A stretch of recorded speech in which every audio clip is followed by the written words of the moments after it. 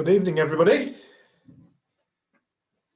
Good evening, Dave LRA. Good evening, Jenny LRA Anderson. We still haven't decided yet. Is that her name? Don't know yet. We're not sure. Okay, it's all right. Just checking. It's just a school thing I remember we used to do. We're thinking double-barreled, but Like I've a already shotgun. got Jennifer Elizabeth, which are both pretty long names, and then the Yeah. idea of Anderson right on top of that. It just seems a bit of a mouthful. I got an idea. What? Dave and Jen Banks. Oh, Thanks. that could be good. A whole other name. Well, we're thinking Yeah. of blending, Banks. having Dave and Jen Banks. Yeah, I like it. I like it. Movie Think about it. stars. We'll have a think.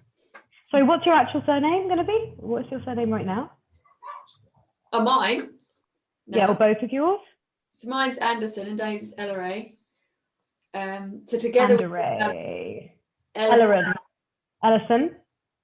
Andery. Banks. Dave and Jen. It's just easier. Yeah, no, we need to figure all that. That's all stuff for legalities and stuff. But no, the fact we got married, and it was a really beautiful day for us. And everybody got some. I think everybody seemed to enjoy it. It came. It was very small.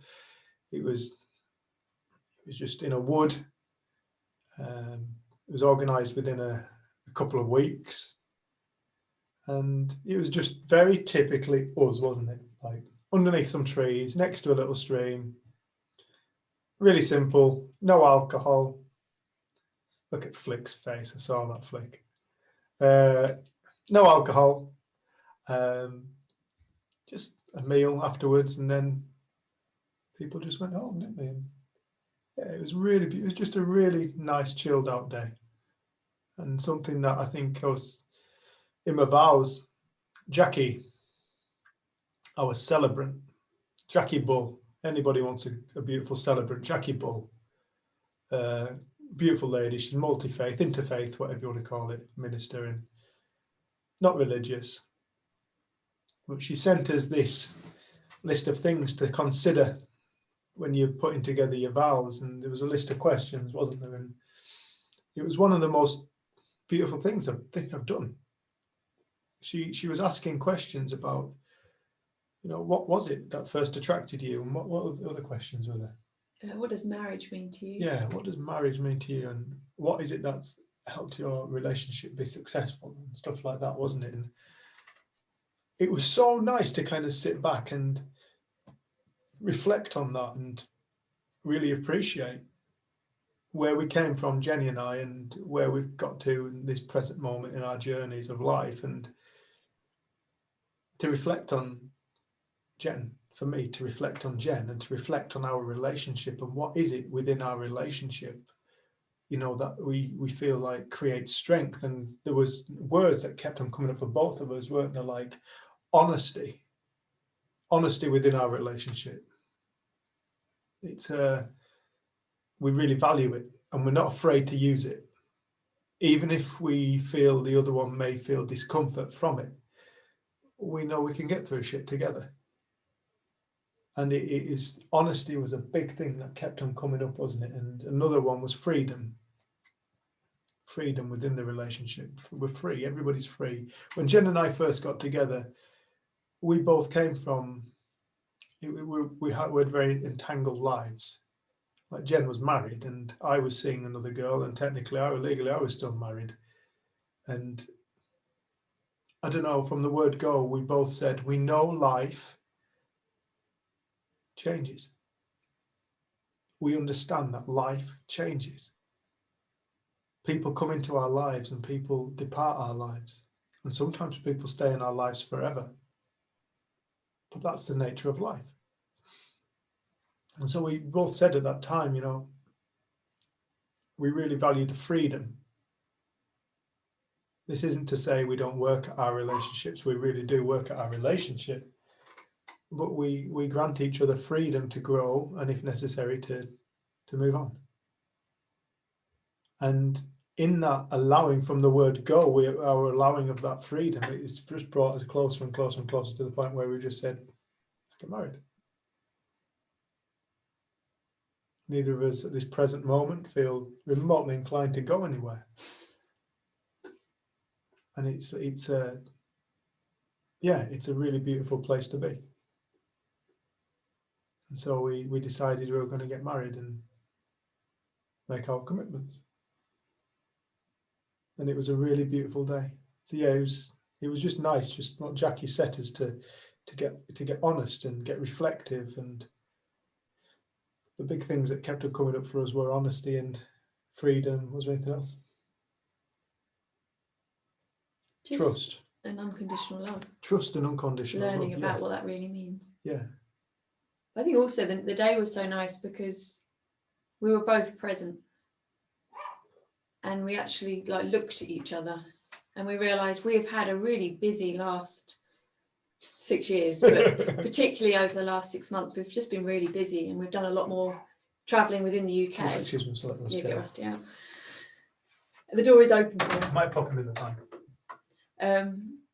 But it was just a day where we stood and we actually looked at each other and got present. And the ceremony, I thought I was going to be really embarrassed and shy because we'd written vows, and I thought I was going to be embarrassed saying it in front of people, but I was just completely there, so it didn't go by really quickly. And I kind of saw how easy it is in everyday life to get really sped up and not really look at the person in front of you and to take them for granted. So I think the build up of having the questions like, why do you want to get married, and what is it that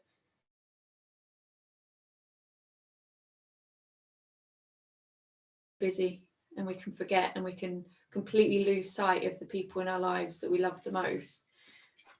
And like afterwards we said, it was like this, wow, when was the last time we actually looked at each other? Like, it's been so mad, hasn't it? Yeah.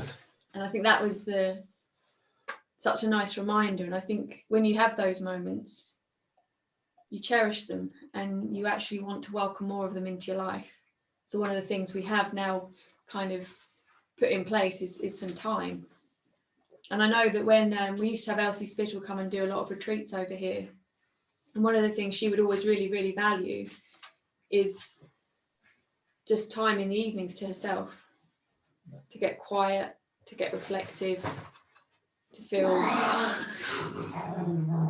Rusty's in a foul mood today. But how often we always think, I'll have some time out for myself, or I'll have some quiet when I've finished. And we don't realise how important it is. And I think this whole kind of week has just shown us how important it is for that silence and that quiet, and to actually see the people in your life rather than, I don't know, just rush through. So I think the other thing that was really cool is that on our final blessing of the ceremony, that Dave's sister was reading it, and the jays started squawking. So obviously our whole website is kind of about jays, jay feathers, and then they just started squawking really loudly, didn't they? Yeah. So we're like, you couldn't have written that in. It was perfect timing. But it's just that little bit of extra magic, wasn't it? Yeah. There's something far beyond what we know as human beings kind of going on and creating. And it just brought that into it a bit more, like, wow, that was just, they hadn't made a sound the entire ceremony. I hadn't heard them since we'd been there, and we did a rehearsal the day before, and you'd been helping dress the archway and things. And then on the final blessing, they just went mad and really, really squawked. Yeah. No, it was beautiful. So yeah, thank you everybody for your kind words. It was really kind. It was really nice to hear everybody. It's nice. It's our first community group since we got married. So yeah, all is good. All is good. So I don't know where we're going to go tonight. Have you got any plans? Well, I said on Facebook and I think on the WhatsApp, like, we have been more and more recently having questions, comments, insights, having a little bit more interactive. So if people have anything they'd like to ask, or anything they've been seeing, like Flick, we haven't seen you for ages. And I know you've been doing other things and been busy.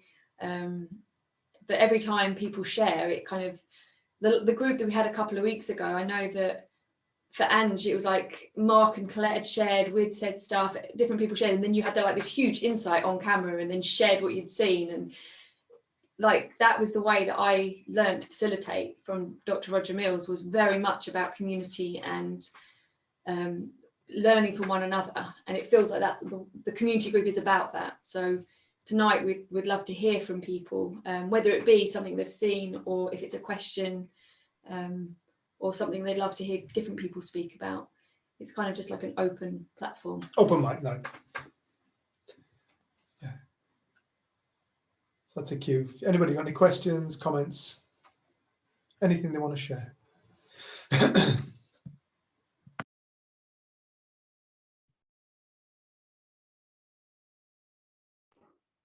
Yeah, I could probably open my mouth as per usual and say something.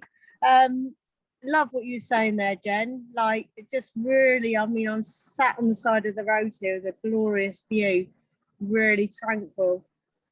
And I just actually realised what you just said. Like, I haven't really took that time, you know, that quiet, reflective time, you know, even though I've had this week off and I have been engaging with the kids and stuff. But it's just about, we are also busy minded all the time, you know, and just by listening to you then, I was just like looking out then, I just quickly zoned off for a minute. It's like, yeah, wow. It really makes me have a big urge to like almost text Chris, you know what I mean? And say, you know, like, I don't know, I just felt really like love, you know what I mean? When you was talking there. You'd probably think I was going mad if I'd done that though, so I probably won't do that. Probably think like I'm having an affair or something if I'd done that. But yeah, I really got what you said then at a deep level, what you just said. It's like so true. Like, we are still so busy and you think you're spending that time with someone, the people you love, but you're not really spending the time like in the present. So I love that. And I think I had sort of really cool insight this week. It's actually really silly, but about how thought really does create our reality, you know. So I got a lift with a friendly, my cousin's boyfriend has bought this really new special edition Golf. It's really powerful. It's like, you know, and I love speed. I've always loved speed in a car, love it. Like, it's faster the better, you know, until I actually got in the car with him. He literally said, do you want to go for a ride? Now, my son Mason, who's 13, was in the back seat, who also loves cars, loves speed, you know. And he took us for this ride in this car, and he literally, it was a straight road with a bend round the end, you know, a hairpin bend, and then another straight road. So I knew he was going to floor it, like properly. Clear road, no cars. I knew he was going to floor it. And I literally, well, I was pretty scared in parts because I'd already had my time, you know, like my mind was going to the future. I'd already witnessed this bend, us having a major accident, you know, being in hospital, my son's in the car, how irresponsible. I was not in the present at all. And I literally have my hands like white knuckle ride holding on. So I literally had this insight on, as you think, your body does react to it, you know, so then I thought, this is ridiculous. I looked back at my son, glanced, and he was like just on his phone texting, like nothing, wasn't even thinking about it, you know, at all. And I'm like thinking, oh my God, we're going to die, you know. And it was a really thought and feeling connection going on there that I saw. So then I was like, Emma, shut your eyes, see what it's like if you shut your eyes. Which was even bloody worse because I couldn't see what was going on. But that for me was quite a cool insight, really, because I actually saw that as you think something, your body literally, like the fear, and I was feeling it.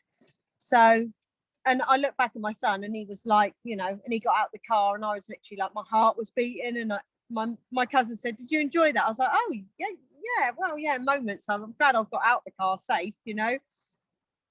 But my son was like, yeah, I'll go again, faster the better next time. You know, completely the same car, the same roads, the same, you know, external thing. But yet me and my son and my cousin all experienced it very different. So that's quite a cool thing for me. Even though I sort of knew that and I've had many insights with that, I really knew at a deep level. It's like, God, this is like cool. This understanding is so cool, you know. So yeah, that's quite cool. Thinking about it now, I was pretty scared, but it was cool. Oh, I love going fast as well. I love it. I remember we were on the fastest roller coaster in the world, didn't we, in Abu Dhabi?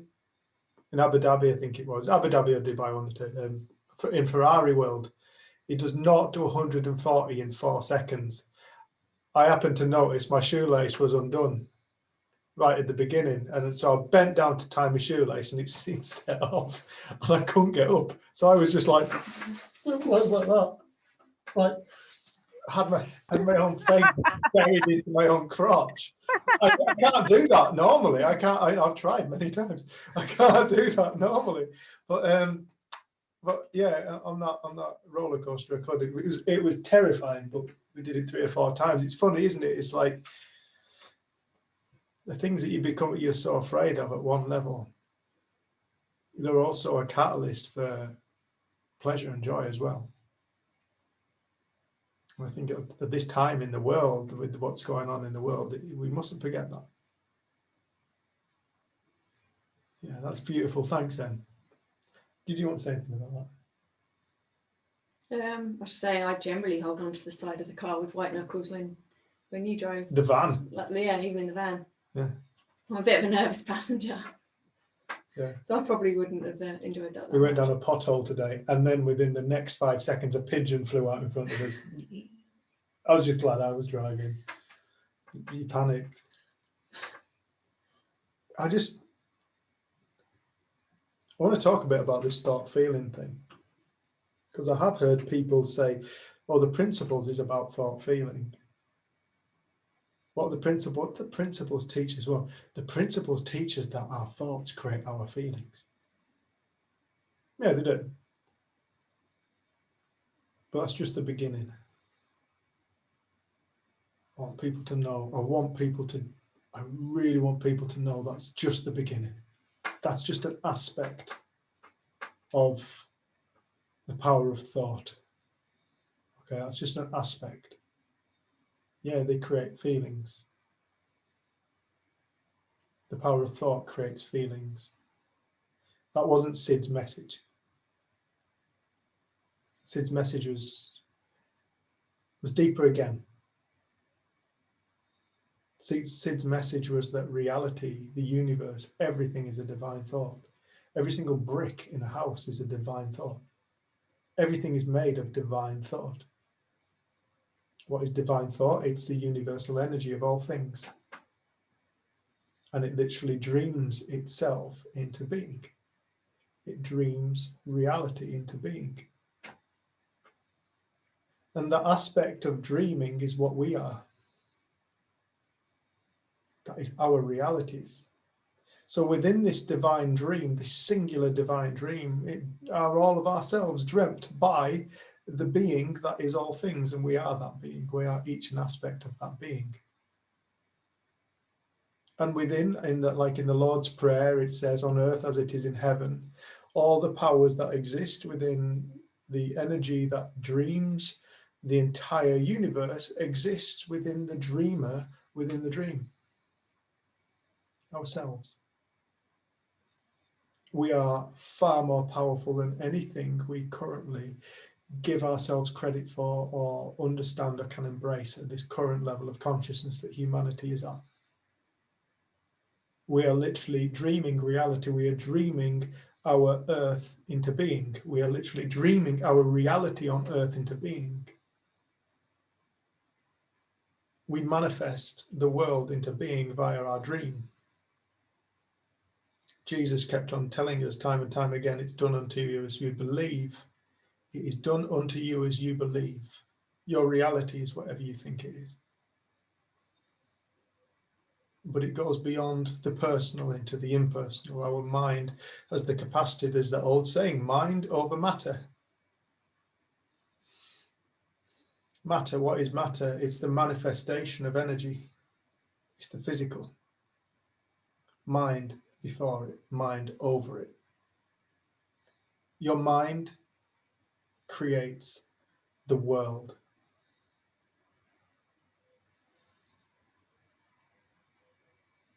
Okay, thought, feeling, yes.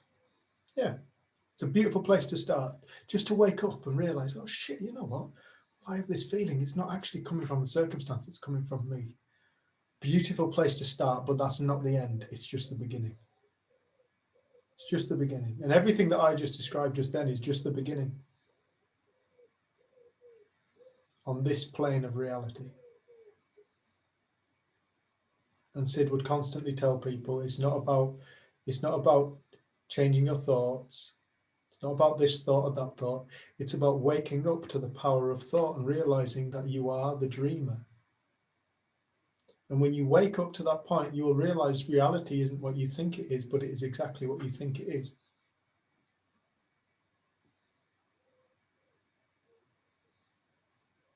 And when somebody starts to wake up to that, they start to see past the illusions that they've created and held as being a factual reality. Something that they think is rigid and solid and fundamentally true, they'll start to have it broken down. And they will start to see past what's called the ego, which is everything we believe to be true. Which is everything we believe.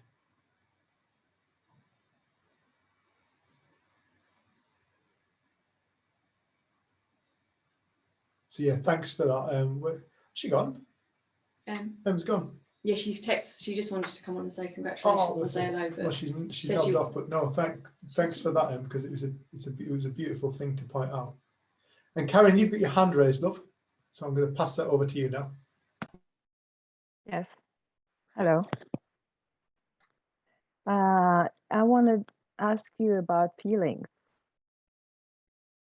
Can you hear me? Feelings, yes. Yeah. Yes, feelings. Because today is like the whole day I've been like crying, and right now I can just cry without reason. So it's just a lot of emotions. And it feels like, stored emotions. That's what I want to ask you about. Eckhart Tolle talking about pain body. Do you hear me? Yeah. So I'm just wondering, is it like stored energy that's for some reason coming up and are able to release from my system? Beautiful question. Do you want to speak about it?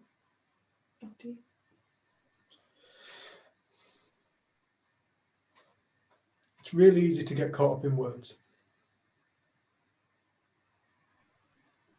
And it's really easy to conceptualize things, realities.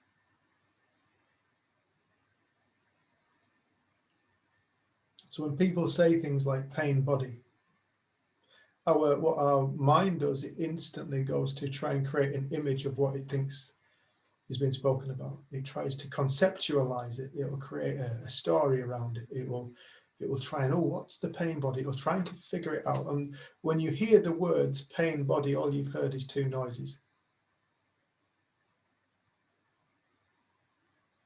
You've just heard two noises, pain. So we go to the word, what does pain mean to me? Well, pain means that. And what's the body? Well, that's a physical thing, or perhaps it's an ethereal, energetic thing. So we go to, what's energy? And we try and figure it all out. Okay, so these words are simply pointers, not things. Any word is simply a pointer, not a thing. So it can be like, I've got a pain body. Do you?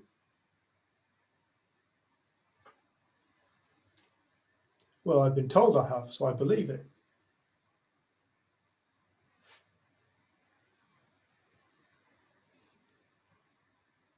We must understand words, first and foremost. Yeah. So And that, when it comes to, do I believe in the pain body? It's words. okay. Whatever Eckhart means by that is a message. It's a message, not a thing. So where does this feelings comes from? So I'd also like to expand our idea of thought. You know, 3 principles, many other teachings describe how reality is all thought. And so what do? We go to, oh, I know what thought is. Well, I do know what thought is. Thought's what runs through my head. Again, it's a really shallow understanding of thought. We must open our minds, the channel of pure, uncontaminated thought that the mind is. Infinite thought, infinite creator, God source, within every single one of us.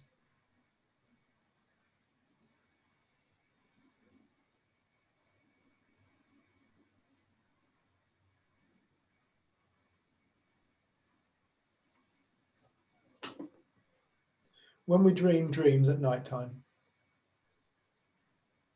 I had a dream, was it night before last, I think it was, or maybe even this morning, I can't remember now, that an aeroplane was flying over my house, which very quickly, next time I looked, was a truck. And it just missed the top of the roof. And I was like, said to Jen, it's going to crash in the field. I hope no sheep get hurt. So I ran to the window and I watched as 3 sheep ran in front of it and it smashed into a wall. And then next to it, which there isn't in this field, was a big limestone escarpment in this dream. And I ran down and I was scared that this person was hurt and checked the sheep were all right. The sheep all made it. They were all right, don't worry. And this man got out and he was actually quite jovial about what had gone on. It was so real. So real. It was such a vivid, vibrant, experiential event was that dream. I felt every single bit of it. The nerves as I approached the van, the truck, the fear for the sheep. Surprisingly enough, there was no confusion. It was a truck. Go figure. Flying over my house. Can I say something? Yeah, just in one moment. In one moment. Yeah. Yeah, in one moment, Karen. I underwent an entire experience of reality, not dissimilar to this moment. Very different circumstance within the reality. Very different circumstance within the reality. But the experience and the feeling states were as real as this right now. They were as real. The emotional states I entered whilst I was safely tucked up in bed next to Jenny and Rusty on the floor down next to me were as real as any other daytime awake state.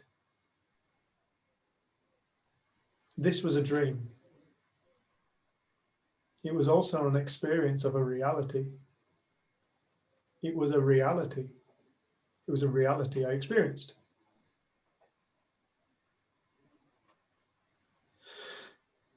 The reason why I'm talking about that is because when people ask where do feelings and things come from, there is only ever one place. There is only ever one place. The moment we ask that question, we are asking the question, is duality real? And the answer to that will always be no. Duality is not real. When I talk about duality, I'm talking about, is there something other than a force of infinite creation coursing through us and all things that isn't itself? Well, of course not. Can it possibly be anything other than anything that exists within the universe is the universe manifest, and we happen to be within the universe, so we are the universe manifest. When we say the universe, we think of planets and things like that. galaxies. No, the universe, that's a manifestation of the universe. Universe, one, uni, verse, one. There is only one source of all things, and that is the universe. We are that. So everything is that taking form, taking shape, taking feeling, taking on realities. Infinite realities going on right now. Infinite realities. This is just, and the reality that we see is just one plane within the infinite frequency of the universe. It's just one frequency plane within the infinite frequency planes of the universe. Sid would describe that as being different states of consciousness, different levels of consciousness. So yeah, within this dream, there is the capacity to experience what appear to be pent up emotions. Those pent up emotions aren't emotions separate to the mind. Those emotions are reflections. They appear real and substantial, but they're a reflection, like a reflection on a lake appears substantial and real. I don't know, I was on Rydal Water it was Kentmere, sorry. A few months ago, we were camping and I woke up in the morning and the reflection of Frosick, one of the fells on the Kentmere Horseshoe, was reflected in Kentmere Reservoir with the rock formations of the walls all around it, and the walls. So it's got rocks and it's got walls going over the top. And the reflection, I took a photograph of it because when you turn the photograph over, you couldn't tell which one was the true image. You couldn't tell. But one of them was an illusion. But it appeared so real. It appeared so factual. But it was a reflection. And I want people just hold that analogy in mind when we talk about our reality. Like the reflection on the water. As the sun changed angle, so does the reflection. So does the image on the water. As new people move into the picture, so does the reflection change to mirror the true image. We are so mesmerized by the reflection. We are so mesmerized by the reflection, and we are looking for truth in the reflection. We're looking for ourselves, we're looking for something substantial in the reflection.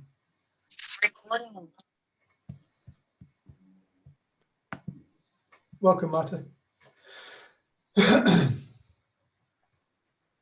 That's your reality, and that's my reality in this earthbound human existence, in this dualistic world.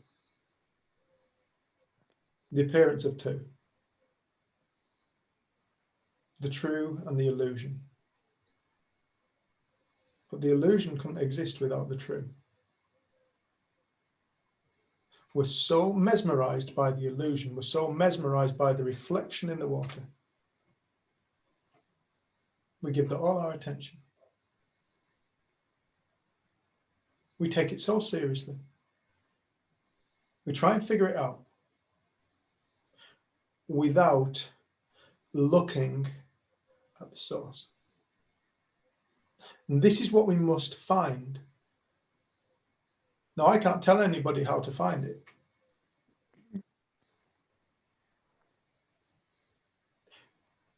First and foremost, start to understand it has to exist. There is a source that must, absolutely must exist. It has to. Start to see that point. It has to exist. Why? How can you say that, Dave? How can you say it has to exist? Because you are here sat asking the question. Without the source, there would be no capacity to be sat there, to exist, or to even ask a question.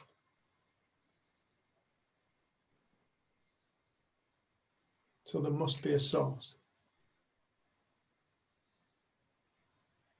And when somebody starts to wake up to the source, the reflection starts to make sense. Oh, fuck, I get why the reflection looks like that. I get why reality looks like this. Because of what? It's because what the true image is actually doing.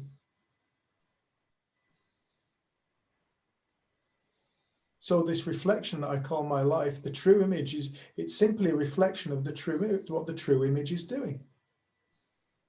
What is the true image? Sid called it mind. Some people call it source. Some people call it pure energy. Some people call it God. Some people call it Allah. Some people call it Buddha. Doesn't matter. Again, we're back to words. We're back to noises. It's not that. It's ourself.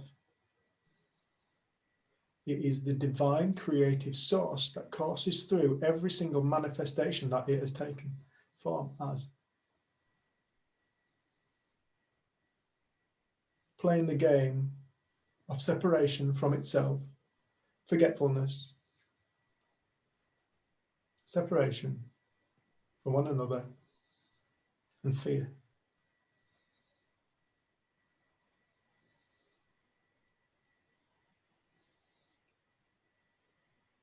And it's the fear that we're constantly, I heard a quote by Buddha, all spirituality is the getting rid of fear. That's all spirituality is the getting rid of fear. That's what the Buddha said. All religions are based on finding love. That's not without reason. And it's also not without reason that in the Bible it says God is love, bearing in mind I'm not talking about a man, I'm not talking about a man with a beard, I'm not talking about somebody, I'm not talking about a person sat on a cloud or anything like that, or somebody from the past or somebody from the future. I'm talking about the ever-present now. God only exists in the now.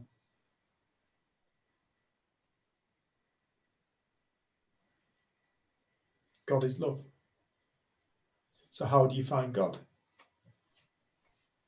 Well, first and foremost, you don't look outside of yourself.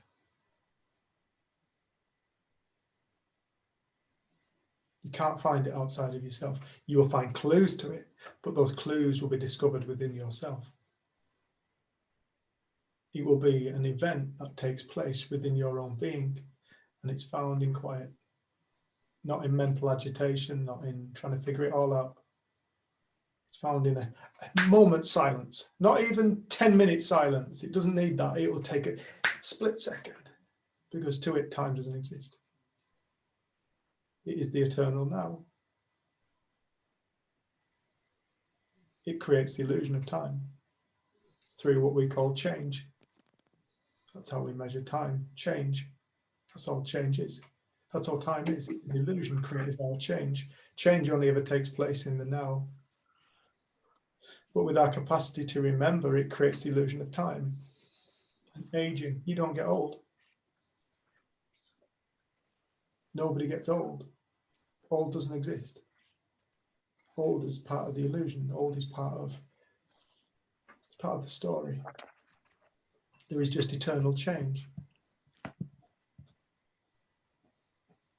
And that's inevitable. So within our experience of life, we have this eternally changing experience.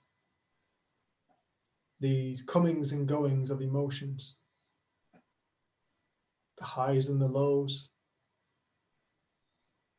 The in-betweens, the peace. The moment we think, oh, I fucking nailed life, I've got it cracked. And then we feel feeling we don't like again. This is all part of life. But every single time we go to fear, that you could say we are going further away from the true image. The true image. Because when it says in the Bible, God made us in his own image, it wasn't talking about a man. People assume it's man. God must have 2 eyes, a nose, and a mouth, and be bipedal and and have fingers. And no, it was pure love. God is love, don't forget that. Pure love. So when we enter into these spaces and these feeling states of not feeling good, of feeling anxious, of feeling worried, of feeling I'm a failure, I'm blah, blah, blah, any kind of negativity that we experience, you could say that is us being entirely mesmerized by the reflection and not being aware of the true image that we were created in, pure love. So any of these emotions that are coming up for you right now, Karen, yeah, they're coming up, and the fact that you are seeing them means you're becoming aware of them.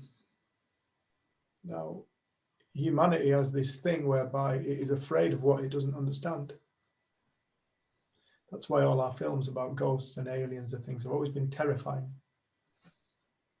That's why the future is so terrifying for so many people, because they don't know it. We're afraid of what we don't understand.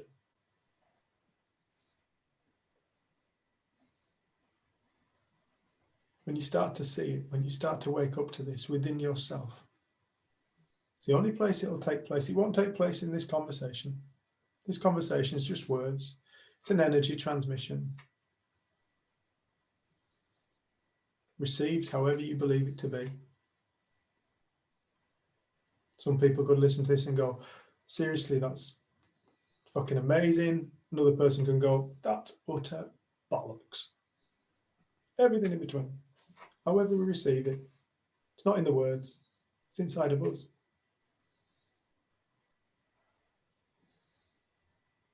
Yeah, when you start to become aware of this, when you start to become aware of, well, negative emotions are actually the opposite end of the spectrum of the truth. Because fear is only ever based in duality. Myself and something to be afraid of, whether that's something based in time, future or past, whether that's something based outside of ourselves, even whether it's based in a thought. I'm afraid of my own mind. We've created a division between myself and the mind,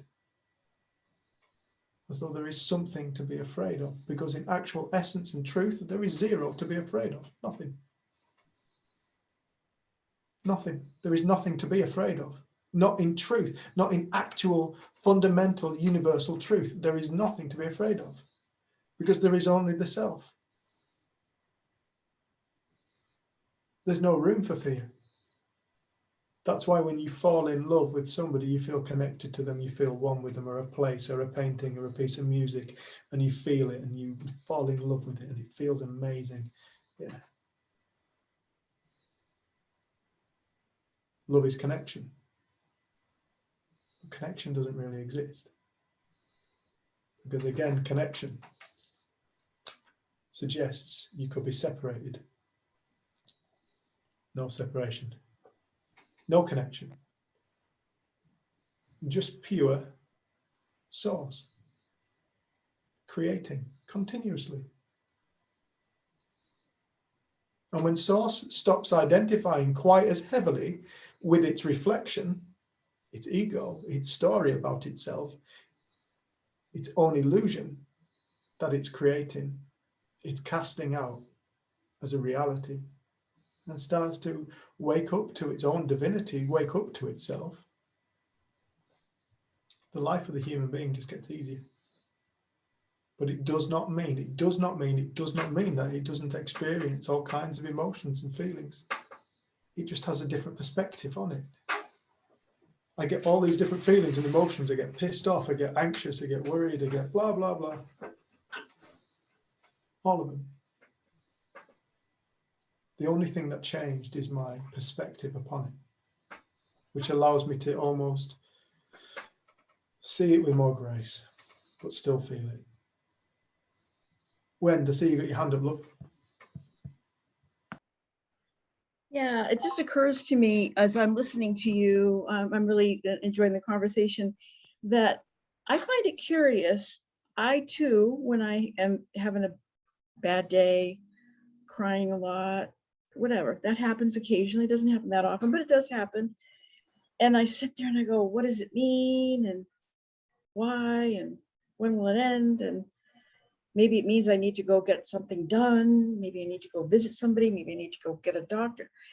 And I find it really interesting that when I'm having a really good day and I'm laughing my ass off and I'm enjoying my friends and I'm enjoying the scenery, I don't sit there and go, well, how come this is so enjoyable right now?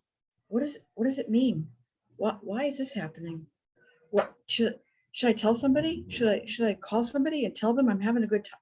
Like, I don't stop and question and reevaluate. Now, it's not to say, so in my understanding, that energy or that animating force, I like to think of energy as animating force. That animating force is moving through in whatever way it's moving through.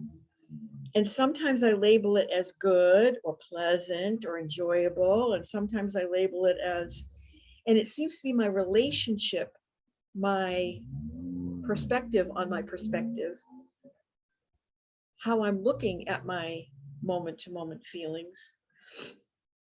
That's the place where I have found the work of Sydney Banks to be the most helpful. Is I feel like I could take my foot off the gas and say, I'm feeling like shit right now. Not liking it. Wish I wasn't feeling like shit. Wish I was happy. I'm not. I have no idea what tomorrow's going to bring. And you know, and I even have language in the good times where I go, who cares why you're having a good time? Just sit back and enjoy it. I tell myself that, and I've been telling myself that for the past, whatever, 60 years or something. I'm 63 years old. So that's not new news. That's not new information. That's not a new perspective, like sit back and enjoy it. That's kind of like old school wisdom that me and everybody else I know might have. But we, for some reason, when things feel negative, this implies that we must stop and take stock and analyze and chew it up.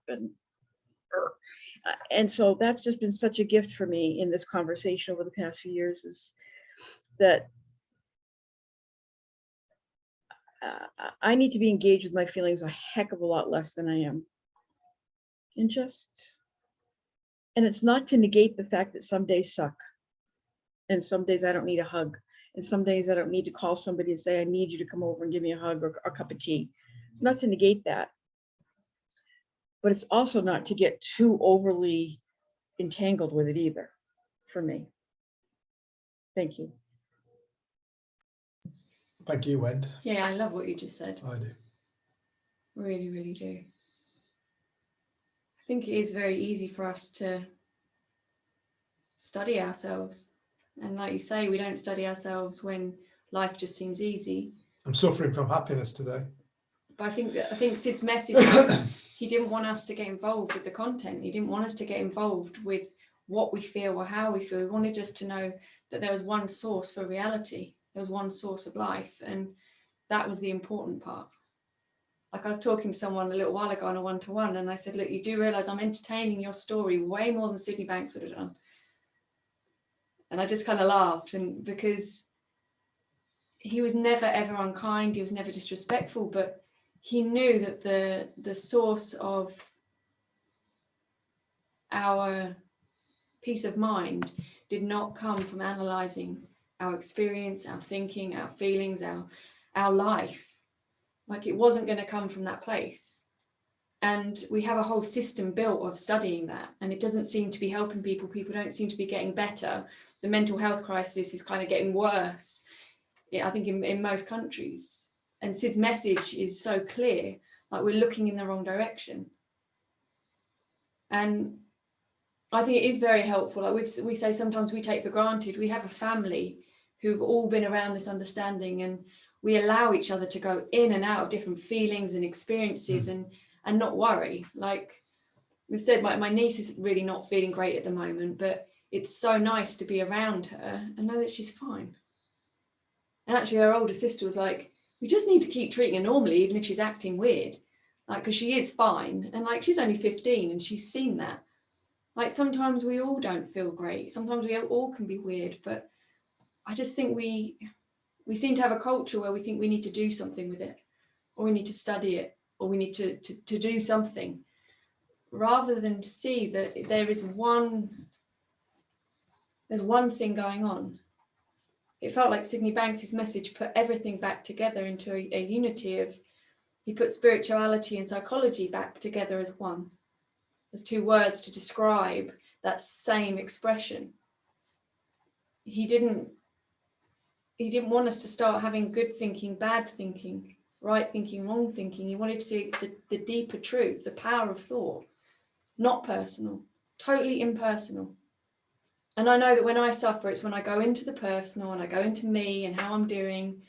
And a bit like Wendy, I remember having the kind of the moment, it was on a retreat years ago, and I just went, who cares? Who cares how I am feeling? Who cares if I'm having a shit day? Like, I'd spent years in therapy studying my shit days, my shit moments, my shit moods, my shit feelings, and trying to figure out why. And trying to figure out whether it was something stored or whether it was, like, I don't know. Feeding it. But I didn't know I was feeding it. I didn't know that I was then creating it and growing it and making it bigger. And it seems counterintuitive for us to leave it alone. Just leave it alone. And I think that is why often children are spoken of, because you can see them get so upset, so in the moment of rage or sadness or pissed offness. And then in the next moment, they are in a different moment with a different experience without the analysis. And like, my earliest memories are a lot of anxiety. Like, I didn't seem to ever have that carefreeness as a young child. But since coming across the principles, I felt that's what it's allowed. Like, and we allow one another. Like, I can be in the worst mood, and then I might just pop out of it, and then you don't need to talk to me about it. Or you see, that's not where peace lies. By studying experience. We can also, but also having a conversation around it can, someone bugging you, have a conversation. Mm. Not Not saying no. There's no right or wrong in this. I think My favorite thing, So thanks, Wendy. is it okay? My favorite thing is when I recognize that I know how to do something in this realm, and then I'm confused over here, and then I go, wait a minute, these skills can apply over there. So when you just talked about the fact, like children can snap in and out of it. As a parent, as a aunt or whatever, I'm really good at redirecting a kid who's having a fit and falling into it. Oh, I go, oh yeah, look at that goose that's flying over there, right? I know how to redirect a child that's getting all wound up. And I can apply that to myself too. Like, you're really massaging this situation here. You're really getting into it, aren't you, Wendy? Why don't you just go make a cup of tea? And it's not to say, I'm not trying to dismiss difficulty. I'm not trying to say difficulty doesn't exist, but I'm also trying to say it's getting, it's feeding, like you said, it's feeding on itself. And so what's a way to kind of put the spoon down? It only exists in one frequency of consciousness, does difficulty. Because when you're in a higher state of being, it's like what you would call a higher state of being, like more closer in frequency to the truth. It's like there are no problems. Problems don't exist there. All you see is beauty around you and amazement, and the world is just the most stunning place. And wow, look at the sun on the grass. Wow, look at the sun coming through the trees. Look at that bird. Look at that collection of birds. Look at that insect. Wow, look at that. Look at the clouds. Wow, look at that. When you are in that space, problems cannot exist. It's impossible. And this is what we must become aware of. We are multi-layered, if you want to call it, in just infinite in actual being. Our trouble, it's like you said something, I had to write it down because I was just about to rudely interrupt you. But you said that we have a culture of trying to better ourselves. What you said just before. We do. We have this culture of trying to better ourselves, trying to make ourselves better people, trying to make ourselves psychologically better, trying to heal ourselves. But it's interesting when we forget the negative story, when we forget the disappointment, when we forget the grief, when we forget that I'm not good enough bullshit, when all that's forgotten, we instantaneously find our perfection. And all it is just an observational force that just sees beauty. There is our mental health, there is our worth, there is our being. It's there. It's always there. It can't go anywhere. The thing that we think is fucking broken is the reflection.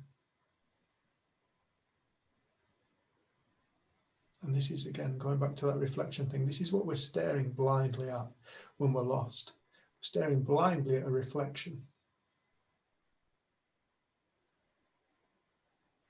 We're staring blindly at what appears to be the true us. Well, the true me, what's the true me? Well, the true me right now is doing this. No, that's not the true you. I've got a friend who said she was in a relationship with someone and she felt like she was very into spirituality and she was always doing courses and learning about the mind, and they used to go on like drives and stuff and they'd be like, oh wow, look at that church, look at the structure of that, and she'd be like, yeah, and then just start trying to talk about their relationship and what she'd learned and insights she'd had, and she used to think he wasn't listening or he wasn't very spiritual or he wasn't. Is this you? No. Oh. Who's that? Oh, you do know the person, right? And then when yeah, I they do. separated and got together with someone else, they started to find themselves getting really present and noticing what was around them.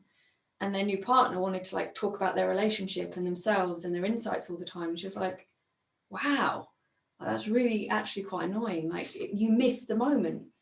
She could have a whole drive and she wouldn't have seen anything. She would have literally been talking about their relationship and almost creating problems that didn't really exist by bringing up the past or thinking that a certain comment meant. She just constantly analysed life, and she thought this other person wasn't very spiritual because they just seemed to be really present with wherever they were and just enjoying themselves. And she said it's been so funny now going, wow, how arrogant was I and how much time did I spend judging that person? And we often think it is more complicated than just noticing like where we are, just being where we are. Like you were in the middle of a conversation earlier and my dad had to turn around and like stop.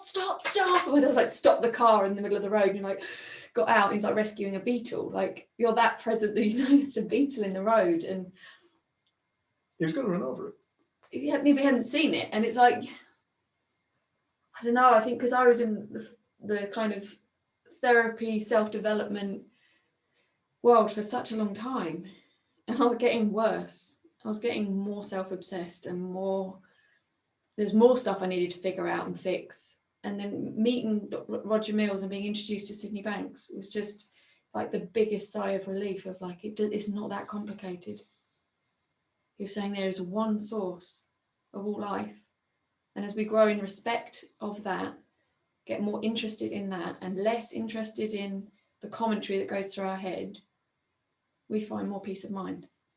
We have insight, we grow, we change. And it's the most natural thing in the world. But I just think we've overcomplicated life.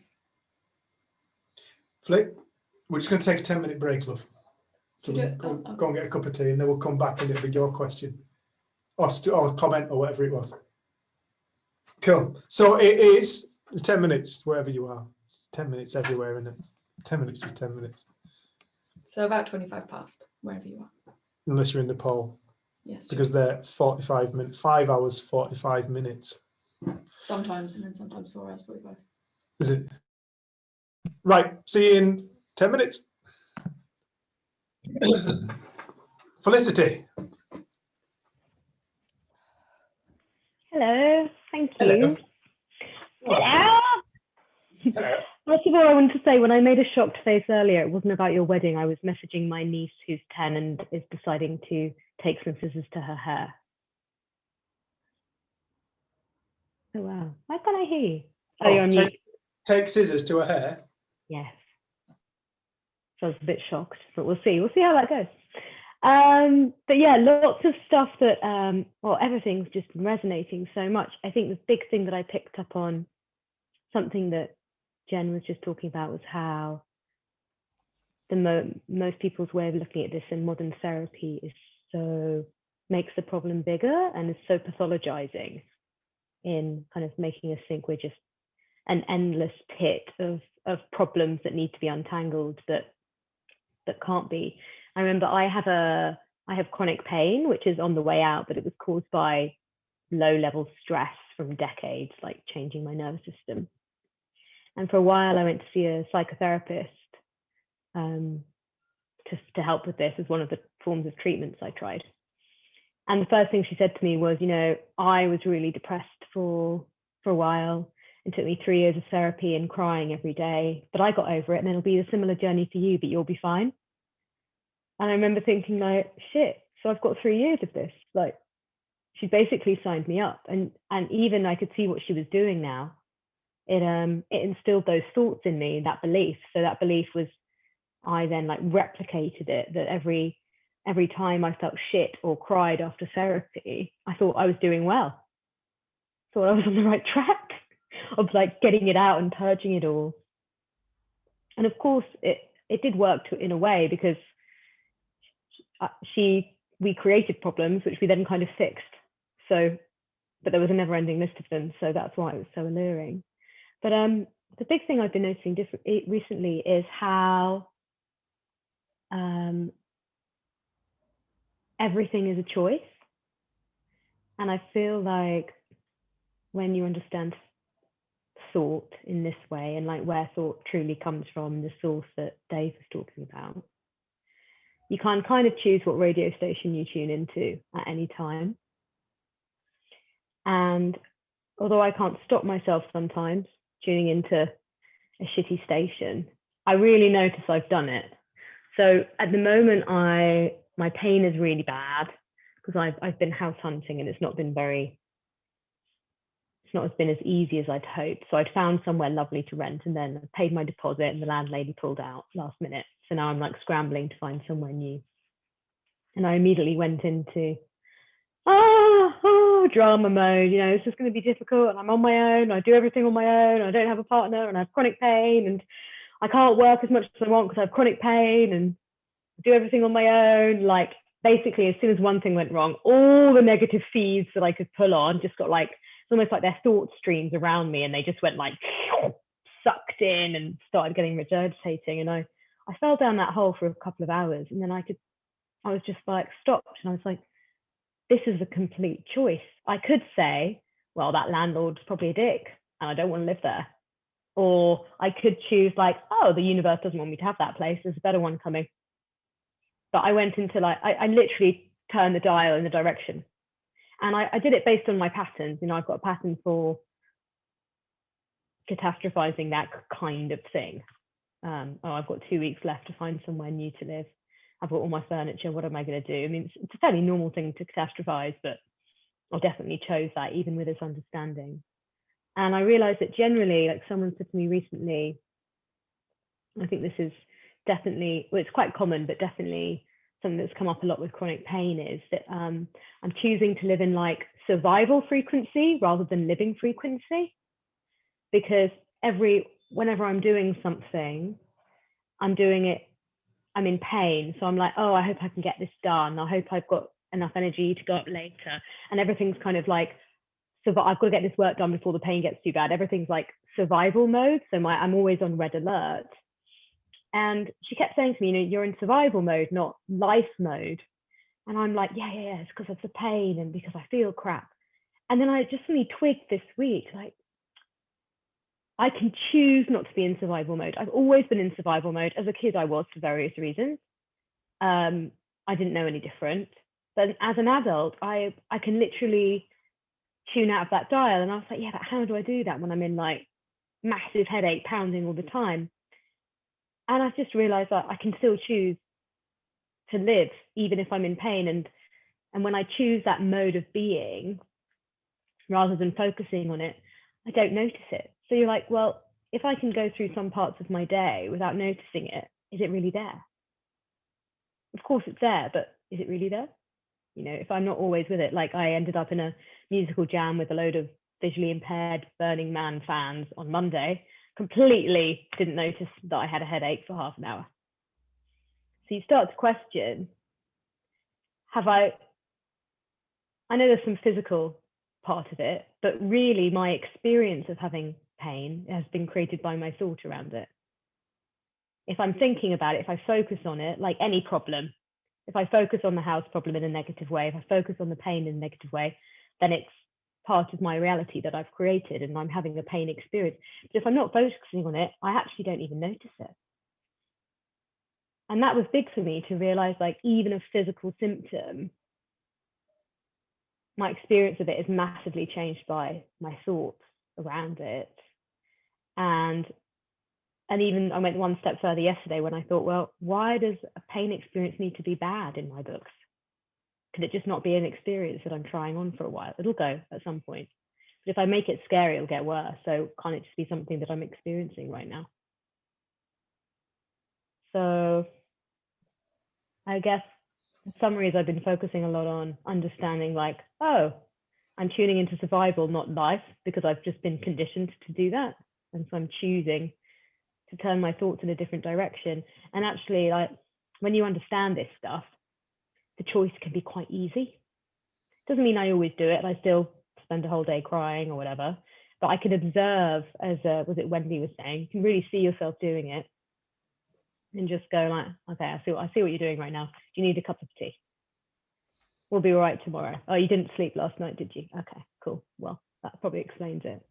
So it's less, it still happens, but it's less scary. So just, I feel like life is almost like a constant play, and we're literally writing it as we go, and we choose what we write because we choose the script and how we're perceiving it, even something like a chronic migraine. So it's quite, yeah, it's changing my perception a lot around that particularly. Thank Nice. you. Thank you. Nice. It often comes up, does that question, yeah, well, pain's a feeling. Yeah, it is. I'm just gonna put this on. Rusty's just pissed on the floor. Oh, fucker. Yeah, it is. It is a feeling, and it's, you know, people say, well, it's not created by my mind. Well, it's where else do you experience anything? How else can you experience anything? So as you're describing there, Flick, your experience of pain can only still be coming from that same place of all experience. It's really easy to separate experiences off. Keep dividing, keep dividing, keep dividing. When we divide, it becomes complicated. When we live in duality, I'm not slagging off duality, it's where humanity lives. We live in this idea of Dave and Flick and Kelly and Ange and Mark and Claire. We live in the game of that. This is duality. But when we start to see the singular source of it all experience, could we possibly experience anything outside of our own consciousness? Well, of course not. Nothing. First and foremost, there is no outside of our consciousness. There is just consciousness. All things are consciousness. The universe is consciousness. We are consciousness. What is consciousness? I don't know. I can't explain what consciousness is. It's impossible to explain it. It's Sorry. you can't explain it. What consciousness truly is, the breath of life. What is the breath of life? I don't know. I don't need to know. But you cannot have an experience outside of it. everything you experience is created from within. It is your experience. That's why some people can get a tiny little cut and it can be the end of the world, and some people can break a leg and just get on with it. It's the experience that they're creating. Well, I'm not creating it. Who else is creating it? Who else is creating it for you?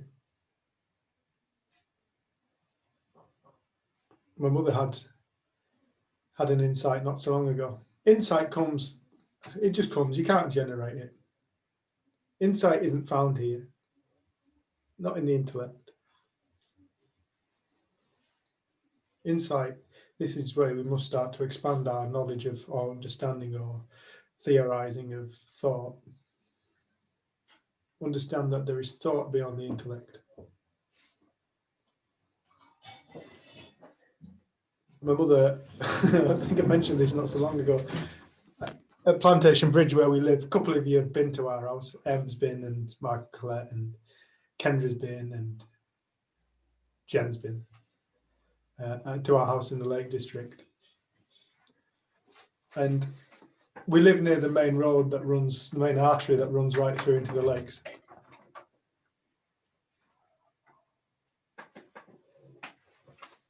Really sorry, I did the button. Right. And the highways in their wisdom had decided to shut the road where our lane joins onto the main road, close the road there. At the same time as half a mile down the road, on the lane we live on, Winter Lane, closing the road there. It was two different companies, wasn't it? Yeah. Doing different things. At the same time. So Plantation Bridge was, or part of Plantation Bridge was effectively a disconnected, isolated island. You couldn't get in or out.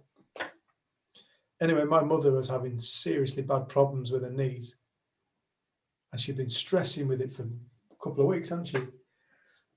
She came back from work. The workmen weren't there. All the bollards were up, barricading the road off. Mum, just being my mum, she just got hold of it, threw it all in the side of the road and drove through. She stomped off up our drive. Anybody who's been up our drive knows it's quite steep. If it's snowing, you've got to take care. And she stomped off up the drive, chuntering away, saying, fucking wankers, shutting the bloody road, blah, blah, blah, both ends, blah, blah, blah. And she suddenly saw she was stomping up the drive with her bad knees. She said there was no pain. She's like, where's my pain gone? Where's my illness in my leg gone? Where's it gone? Bang. Penny dropped. I'd been creating it. I had been believing it into existence. She even said she went looking for it. She'd go looking for it in the mornings almost. Where's my pain? Is it? She believed it into being, and she experienced it as her reality.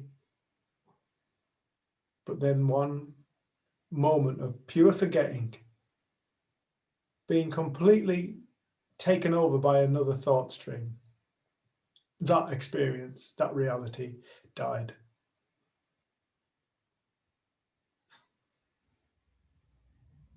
You know, this is quite a touchy subject for many people. You know, this conversation can really piss people off. And I get it. I get why it can piss people off. We're talking about pain, and many people have lived in chronic pain. It's interesting. I always remember my gran. My gran was what I would consider to be what I would describe as, you know, people say, you spiritual. Like, I always say, yeah, but everybody is, so it's a ridiculous question. My gran would be somebody that people would describe as spiritual. Spiritually aware, I think, is a better term. And my gran, she was in a lot of pain. She was in her 90s. Pains in her legs. She's tiny. She was 4'11" was my gran. She was called Minnie. She was lovely. She was so posh. She's from Cumbria. She was born in Cumbria. She spoke proper Queen's English until she got dementia and forgot all about it. Then it was, piss off, you bugger. Go on, piss off. I love my gran. But I always remember her walking across the yard, knocking on the door, and I remember opening the door and saying, "Gran, you walking?" She said, "Yeah." She said, "Dave, last night I was in so much pain, so much pain." She said, "I just prayed and I prayed and I prayed and I prayed and I prayed and I prayed for this pain to leave me." She said, "I just prayed." She said, "That's all I could think about was praying for this pain to leave me." And she said, and this light came into the room. She said, and it was like a line that went down my body. And as it went through, it left me painless. And I'm walking today. My grandmother had total faith in the unseeable. My grandmother had total faith in miracle. What we perceive to what we would call miracle. Why do we call it miracle? Because we don't understand it. Because we're so tied up in the reflection that we can't see the magic behind the reflection. The magic behind this reality that we all truly are. The magic and the possibility that exists for all people at all times. We just haven't woken up to it because we've been so asleep, so tied up in the reflection. Dave, did your mum's pain come back after stomping up the hill? Or was No. that it? That's so amazing. So it's like a doctor called John Sarno that spotted that pain is often created by thought. And 80% of his patients got rid of their chronic pain from what he called knowledge therapy, which was literally telling them like, oh, this is what happened. It's basically, it's not real. There's no physical damage. You're kind of creating it with your mind. And they just got better like that. It's Placebo, insane. But isn't yeah, a very touchy subject for many people. Yeah, So I avoid talking about it with. It's a really emotive one. It's a really emotive one. Mm. But it is that whole thing, you know, the placebo is the most effective drug on the planet. It is the most effective drug on the planet. There isn't a drug. Well, we were in Bury St Edmunds the other day with Mark and Colette, and we looked around Abbey Gardens, and there was a thing about like the legend of St Edmund, and there's this whole kind of bit of writing, and it sort of speaks of miracles and this transformation and just things that seem totally unbelievable, and we call them legends. And Fairy tales. Yeah, I just thought, wow, I wonder if actually they're true, but we've got so disconnected and so far that to us it's legend and make believe and couldn't happen. But I was just reading, I was like, maybe that did happen, but we just now don't believe anymore. So we've kind of limited ourselves, and we're so into this sort of material, mechanical worldview that we've stopped believing in the power of mind, the power of life itself to heal, to create, to manifest. Like I know when I was in India, I'd meet people and they'd spent time with Amma, and they'd say, look, she'd literally manifest a ring in her hand from nowhere, sat. And it's kind of, at the time I was like, oh, I'd have to see it to believe it, and what kind of top was she wearing, and like, I can see like the little doubt in me. But more and more I'm starting to realize, I think all of these things that we think are make believe are closer to the truth than what we actually believe. And something Sid said was, the dream state is closer to the truth than the waking state. And I think in the dream state, you can be in one place and then another. Like I think he just saw the total power and freedom of the mind. And it was just a really weird moment. I was like, I would have always just thought, oh, that's a ridiculous legend or that. And I just sat and I was like, maybe it's true. But we're just so disconnected and so caught up on what we think we can see that we miss this incredible force that creates everything. So when you start to get respect of what we can see that it's created, you're like, it's infinite. And I think like that insight you had when you first kind of came back to yourself was, we're not evolved enough to utilize the powers within thought and consciousness at the moment as human beings. En masse. Some people maybe are utilizing it in other ways that then we question and we don't believe.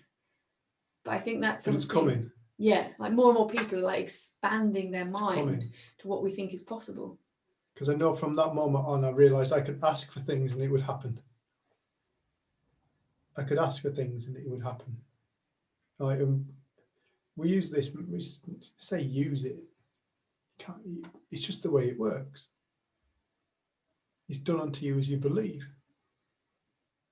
But there is a thing within ourself that will heal all things. It will heal our psyche and it will heal our body. And we must start to become aware of that point.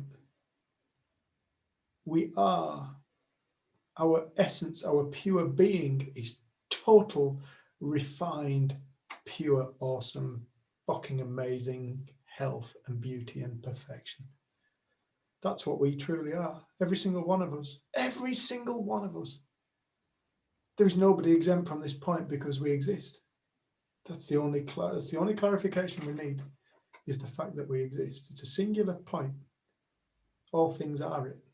It is the most divine love, the most inexplicable love. We are the most inexplicable love. Playing the game of Dave and Ali and Alan and Karen and Emma and Joseph. That's what we are. We are this divine. I talk about it. I talk about it because it was the thing that I woke up to that healed my being. When I say healed my being, it just woke up to what it actually was. I saw the truth behind me. I saw the truth behind all people. I saw the truth behind this world. And it is pure, inexplicably beautiful love. It is pure, inexplicably beautiful love. Before any form's taken.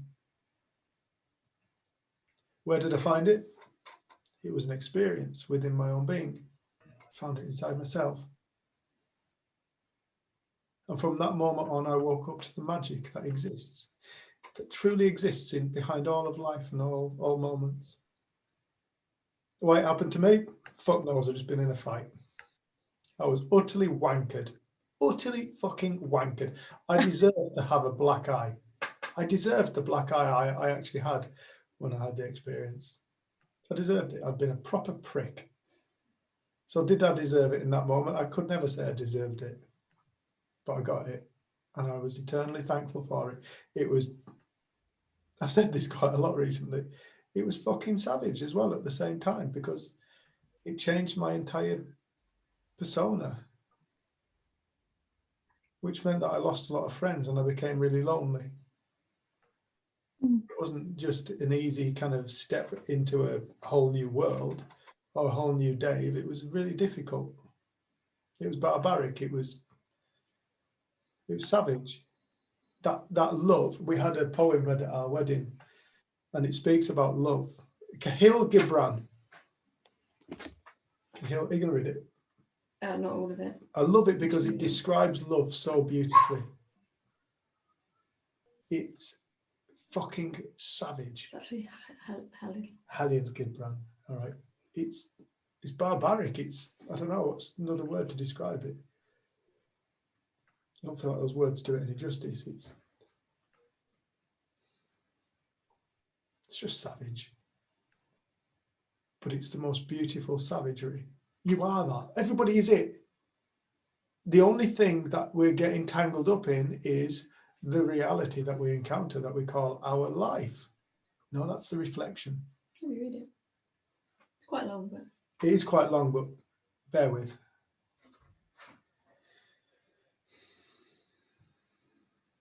When love beckons you, follow him, though his ways are hard and steep. And when his wings enfold you, yield to him, though the sword hidden among his pinions may wound you. And when he speaks to you, believe in him. Though his voice may shatter your dreams as the north wind lays waste to the garden, for even as love crowns you, so shall he crucify you. Even as he is for your growth, he is for your pruning. Even as he ascends to your height, and caresses your tenderest branches that quiver in the sun, so shall he descend to your roots and shake them in their clinging to the earth. Like sheaves of corn, he gathers you unto himself. He threshes you to make you. He threshes you to make you naked. He sifts you to free you from your husks. He grinds you to whiteness.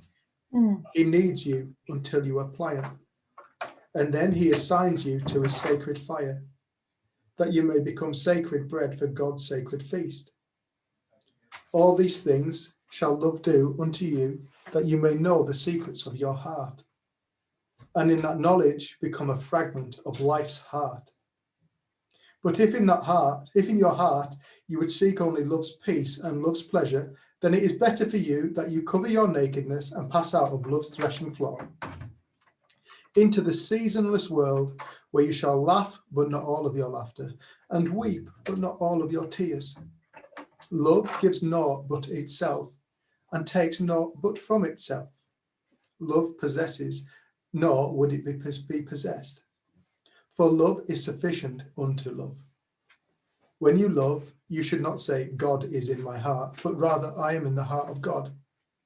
And think not you can direct the course of love, for love, if it finds you worthy, directs your cause. Love has no other desire but then to fulfill itself. But if you love and must needs have desires, let these be your desires. To melt and be like running brook that sings its melody into the night.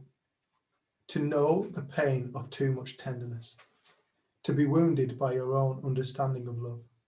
And to bleed willingly and joyfully.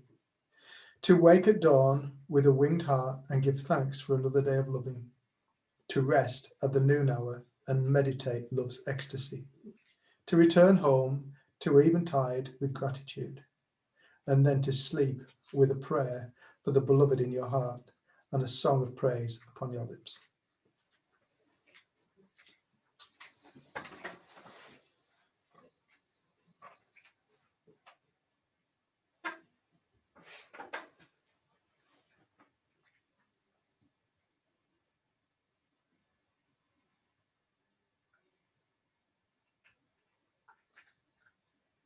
Again, we must go bigger than anything we think we know.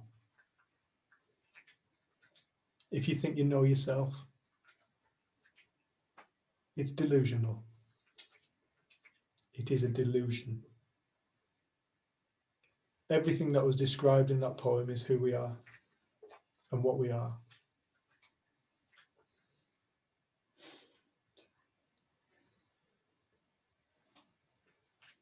The story of who we think we are. I can hear Rusty clacking, sorry about I that. keep thinking Rusty's going to be sick, so I'm just keeping my eye on it. Oh, it's right, I'll keep an eye on it. Anything that we think we are is just a story. This is the thing we must wake up to. This is the thing Sid was pointing to. He was pointing to that love.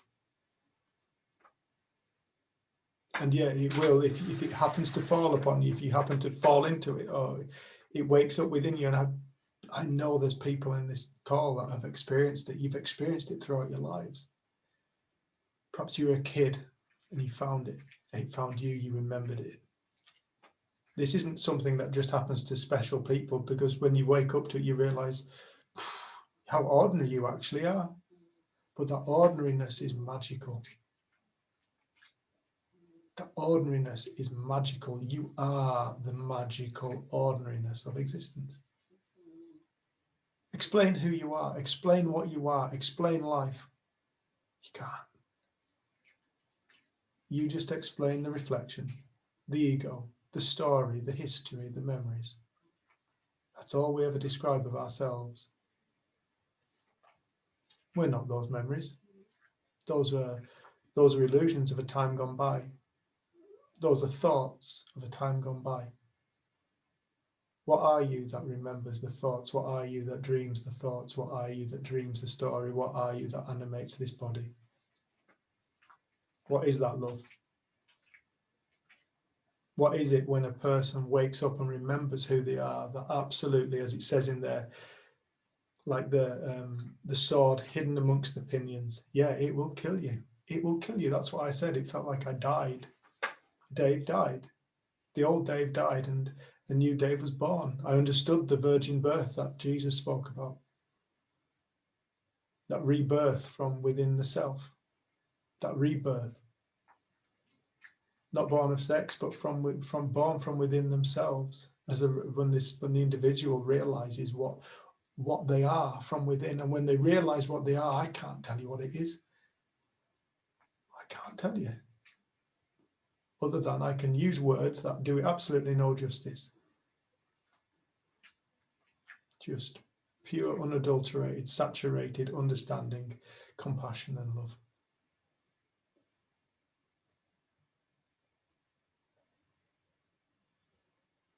That's all anybody's ever looking for, isn't it?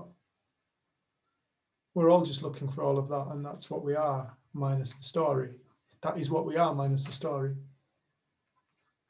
That's why Flick was talking about when she used to go in and look at the story, look at the story, look at the story.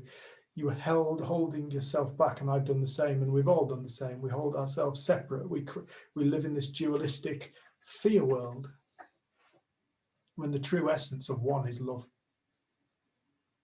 When two become one.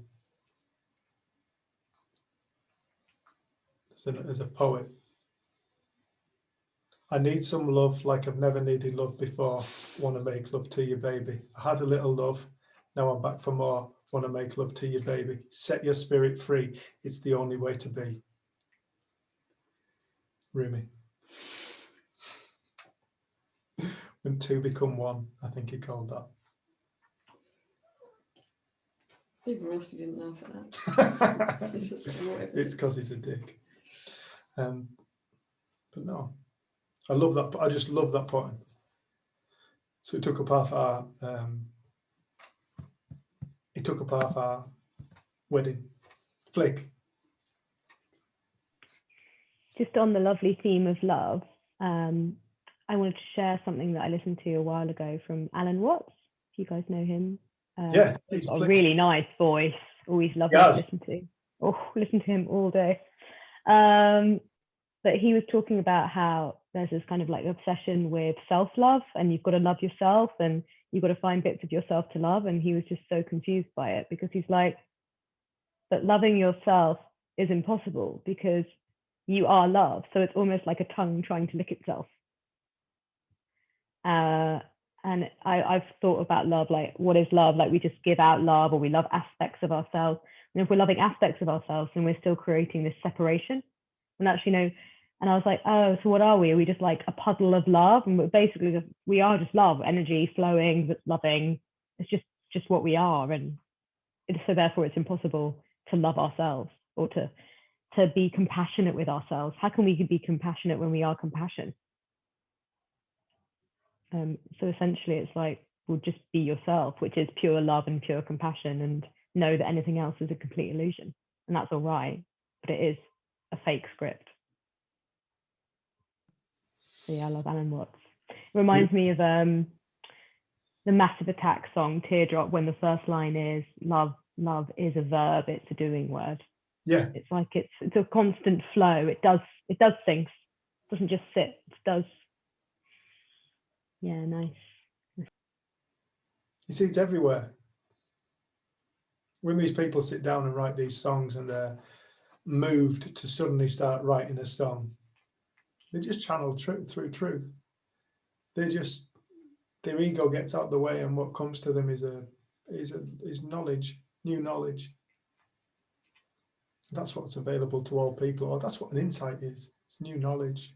It's knowledge of truth. It's when an individual wakes up within themselves to something new. And most insights I've ever had, I can only tell you afterwards what I kind of translate them as. It's got nothing to do with my intellect. You know, and Mackie, when you had your realization, Mark, when you've had yours, and Ange, when you describe yours, and it's like, you can't. I remember saying to Emma, what did you do? And Em suddenly drove to Pedmarsh on her own. I suddenly got in the car and I could drive, and I've suddenly realized I'm not afraid of chickens, and and suddenly I can sleep when I've not been able to sleep. What did you do? See you, Claire. See you, Big Mac. What did you do? I didn't do anything. I didn't do anything. All these things you've been working hard at. And all of a sudden you stop trying to fix the problem, and the problem disappears. It only existed because you breathed life into it. You believed it into existence. And this isn't to put things on people's minds. This is not to put things on people's minds. This isn't to start going to war with your beliefs. It's more simple than that. It's wake up and see what it's all made of. See what it's all made of. See it's all thought. You've covered every single base you will ever come across in the rest of your lives. You've covered every single base. You've woken up and seen the dream of life and realized, in order to change the reality, I have to change the dream. How do you change a dream? First of all, you must become aware it's a dream. If you're not aware it's a dream, how could you wake up to know to change it? How can you be like Flick and suddenly go, I have a choice? If you don't know, first and foremost, it's an illusion of your own mind. And so in order to change my reality, first I must change my thoughts. If you don't know that's what reality is, you'll continue to be battered about by your own mind, but it'll look like an external world creating it for you. Because the external image that we see is created within. The external world that we see is an image created within our own mind. It's part of the dream. Mind over matter. It's done unto you as you believe. If you had the faith the size of a mustard seed and you said to the mountain move, the mountain must move. Jesus Christ.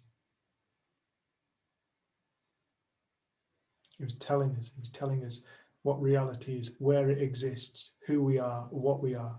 That's what he was trying to tell us. He wasn't talking religion, he was talking about physics. He was a scientist. He was a quantum scientist. He was a quantum physicist. But he wasn't one who studied through machinery, he was one who studied through his own being, and he realized the quantum nature of his being, everybody's being, of reality, of matter, and realized it's all the same thing. You want to change the world, change the frequency, and the matter must change. How do you change the frequency? You change the thoughts.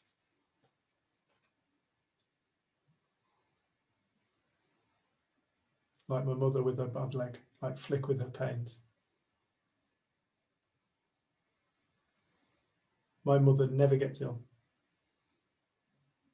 Her frequency won't allow her to. Her mind will not allow her to get ill. So she doesn't. She just doesn't get ill. She doesn't get coughs and colds, because she doesn't believe in it. She doesn't believe it'll happen to her, so she doesn't get it. We must start to wake up and realize how powerful we truly are, and start to see what we're doing to ourselves. Start to understand we are doing it to ourselves.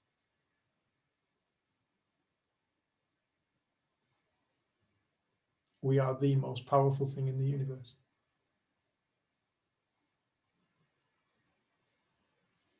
Like Mark said last week or the week before, it's the I am. I am is the true nature of being. I am. That's why Jesus said that. Before Abraham, I am. He was killed for saying those words, apparently. Before Abraham, I am. And nobody thought he meant, oh, Jesus is getting a bit big for his boots. Before the mighty Abraham, Jesus is. No, he wasn't saying that. He was saying, before the powerful Abraham, I am exists. What is I am? Well, I am Abraham is a story. I am ill is a story. I am happy is part of the story. I am anything we can stick on the end of I am. I am hungry. I am tired. I am sick of the cold. I am sunburnt, I am whatever, depressed. We latch on. Reminds me, oh, sorry. Sorry, Flick, we latch on to the latter bit. We latch on to the latter bit. We latch on to the latter bit, and we give life to the latter bit. The latter bit is the reflection. The image, the true image is the I am. That's what he was trying to tell people.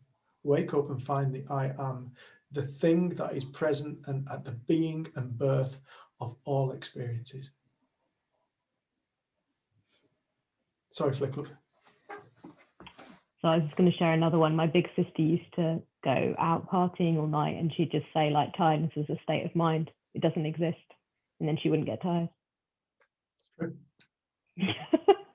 Funny. True. Yeah. You know, I can be really, really tired, and then somebody goes, do you want to do something dead exciting? I go, oh, yeah. Fine. Your dad tested you on that, wasn't it, when he Yeah. said, oh, do you want to go metal detecting? You're like, yeah. He's like, I thought you were knackered. And you're like, I thought you wanted to come metal detect. I did. I don't like no metal detecting. He was just winding you up. He's a bastard.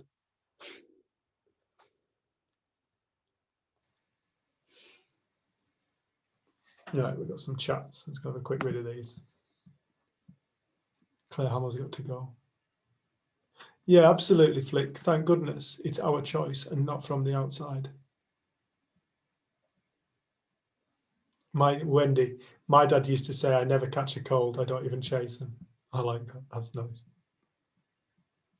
Colette, we believe everything in. Wendy, I've heard it in this way. If we owe God anything, we owe him not to be afraid. You're just afraid of yourself. You're afraid of your own mind. I had a really interesting time, the beginning of COVID, quite lost. And I realized what I was really suffering was I heard something spoken about. And what I did was I created an image within my mind. Forgive Jen going to lie down. I'd created an image within my mind as to what I thought, what I'd heard, and then I created an image. And I kept on replaying this image, and this image looked like the thing I was afraid of. But really, it was just a painting created within my own mind of a load of words that I'd actually heard in a future that doesn't actually exist. Not on this reality, not on this plane.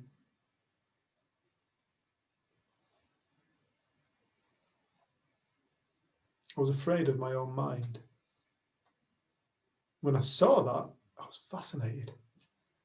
Shit, how easy it is to paint a picture within our own mind and become afraid of it.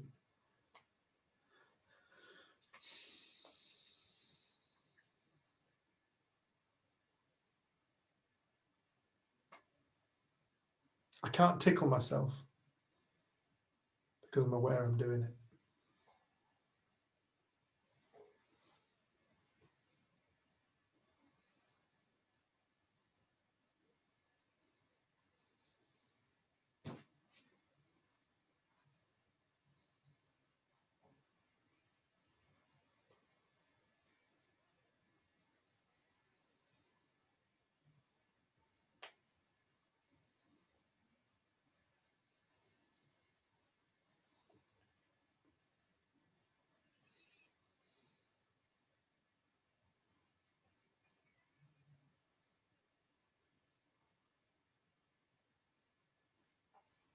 Everybody's free.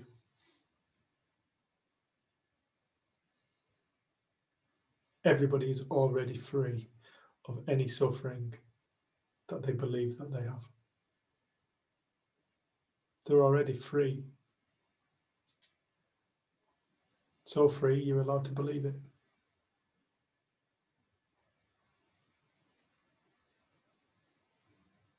So free, this makes no sense. So free that it looks impossible. So free that it looks so simple. So free it can be anything. It can look like anything. That's how free we are. We're free to believe anything.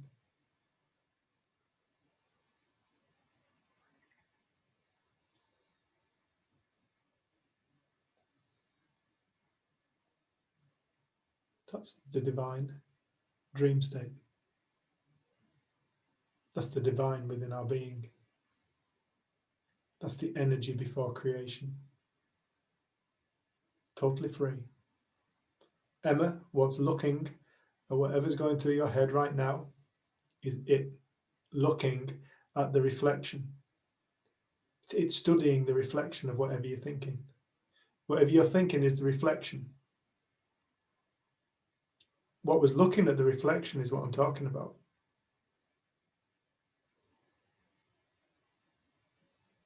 You're already there. What was looking at the reflection is your I am.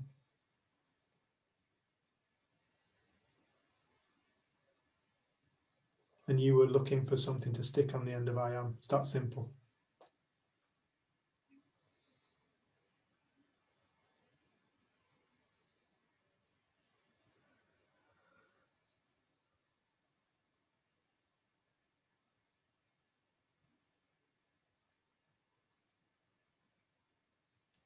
You talking to us then? Turn your mic on.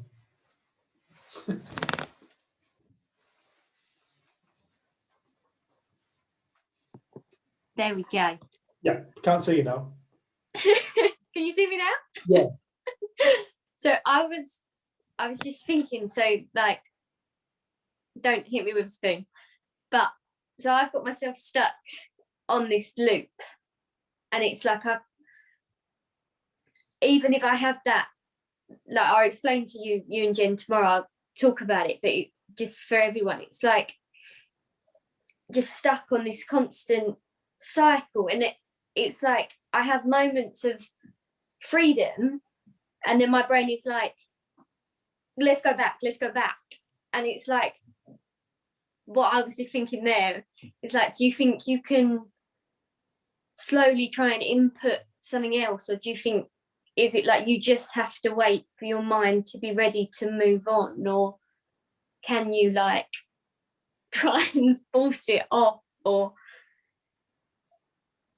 yeah. I don't really fight my own mind anymore. I think that's all paradigm stuff. You know, we as human beings, we have a war against everything. You know, and some of these wars look really kind of good. Let's have a war on racism. Let's have a war on women's rights, or men, whatever. It's the wrong word, that women's rights. Let's fight for women's rights. Let's fight for this. Let's fight for that. Let's fight cancer. Let's fight the war on drugs. Let's have a war on mental health, mental illness. Let's have a war. Let's fight this. Let's fight that. Let's fight this. Let's fight that. Fight everything. Just constantly fighting our feelings. Fighting COVID at the moment.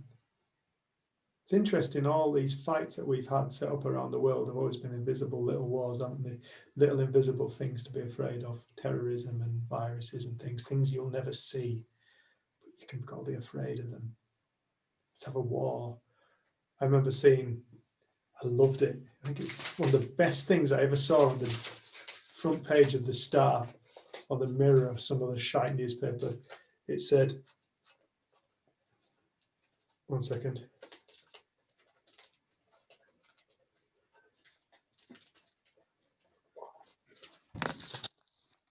It said, it had a picture of George Bush's face, and it said, "The war against terror."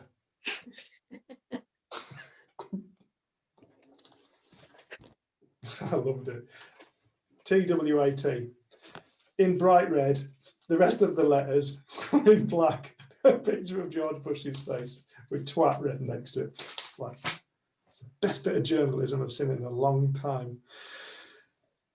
But we're constantly fighting. We're fighting everything. It's in our language to fight obesity, fight drugs, fight crime, fight blah, blah, blah, fight everything. War doesn't exist with understanding.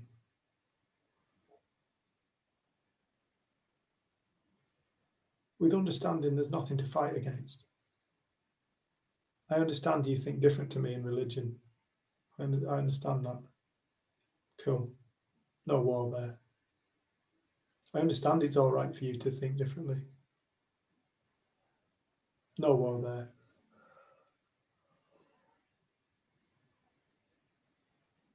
It's like anything that we go to war with, we create suffering, fear, inequality. So what we do, we've been taught that we must fight our own minds. Go to war with our own minds, within ourselves.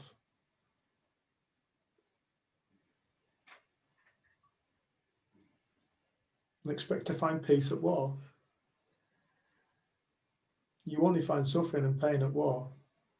You never find peace at war. You can't fight your way to peace. You can't blow your way up to peace.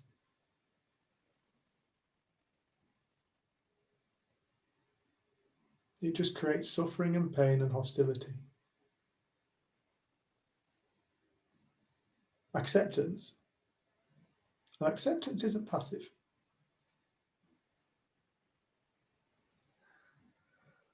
Acceptance is one of the most beautifully fucking amazing, positive actions. In acceptance, there's just total healing. There's no war, no suffering. And I think that's the thing that happened for me. I started to accept what my mind's doing. I accepted the bullshit that it tells me. Accept it. I just see it for what it is. It's bullshit. It's just bullshit running through my own mind. It's just a reflection. What my mind tells me is not always relevant or true. I still have all the thinking that I used to have. I still kill people in my mind and have very violent thought. And I say this every single week because I want people to know it. I have very violent thought. And I have very illegal thought. And totally and utterly immoral thoughts run through my mind. There are thoughts I'm not going to talk about on this for fear of social isolation. I have all kinds of thoughts, but they don't have me like they used to.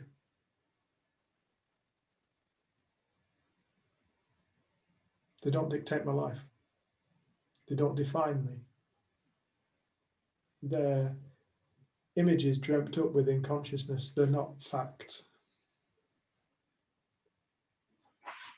Even the really solid looking ones. No, it's exactly the same thing. Anything that's cycling round and round and round is just, it's the same thing no matter what. It's made of exactly the same thing as what's the weather going to do later on. It's made of exactly the same thing as, oh shit, I didn't get any toilet rolls.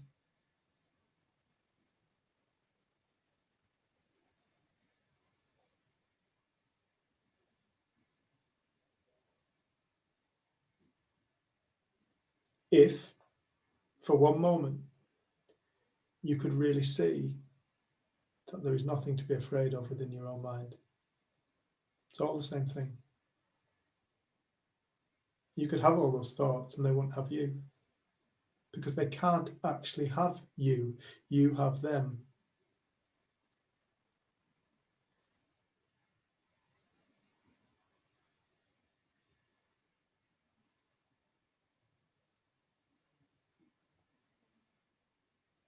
And the more we believe them to be a problem, the more we keep it alive and the more we feed it. This is why Sid would say, just go off and have a nice day. Just go and live your life. Go and live your life. Stop thinking about yourself and go and live your life. Chronic self-obsession. And I mean that with the deepest of respect to everybody. It's chronic self-obsession. Always looking at ourselves. Chronic self-obsession, that's what it is. I've done it, still do it sometimes. Chronic self-obsession. Wend. You go in. Mwah. Love you, love. Take care. Thanks for joining us. I think we're going to call it a night anyway. But this is what we all suffer from. We all suffer from chronic self-obsession. That's what all suffering is.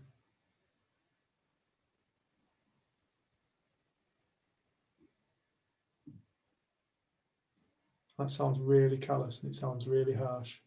But if you really look at it, it's what suffering is. Chronic self-obsession and based in time, neither of which truly exist. Not in reality, it's all thoughts.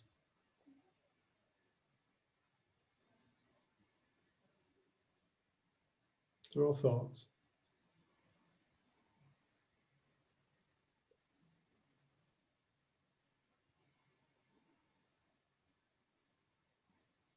Everybody's trying to fix something that was never broken.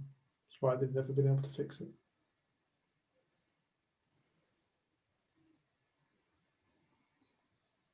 I worked with a man not long ago. He said, "You won't be able to fix me." I said, "No, you're right."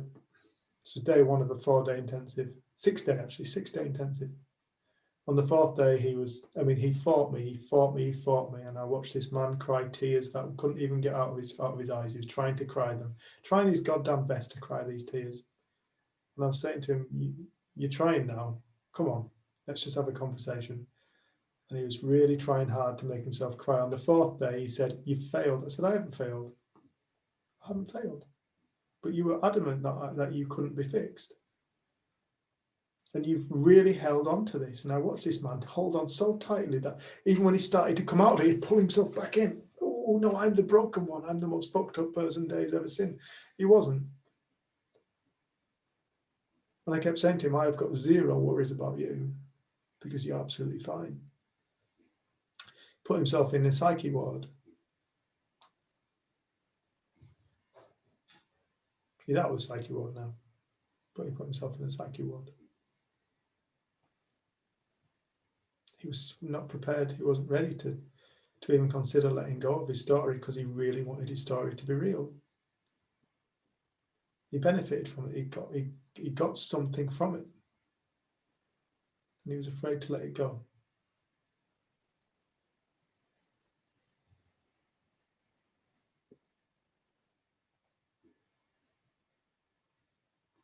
The thing is,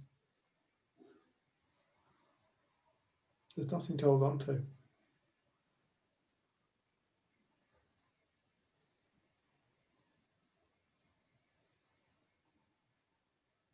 He was absolutely fine. He was right, I couldn't fix him. He was never broken. He was just fucking stubborn.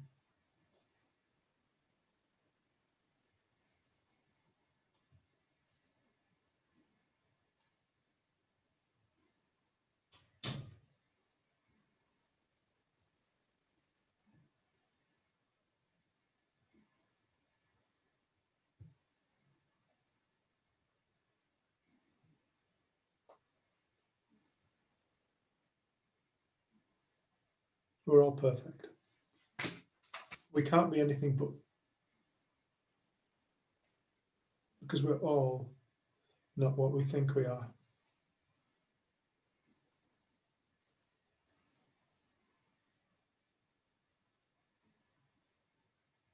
And you won't find it by trying to find it.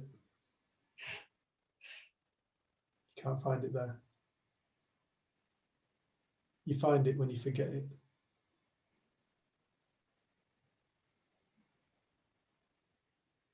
You find it when you forget it.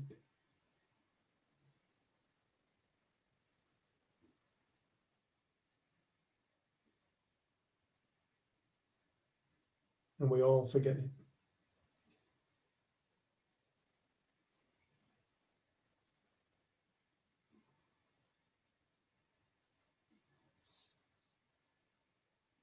Has anybody got anything what they want to say before we call it a night?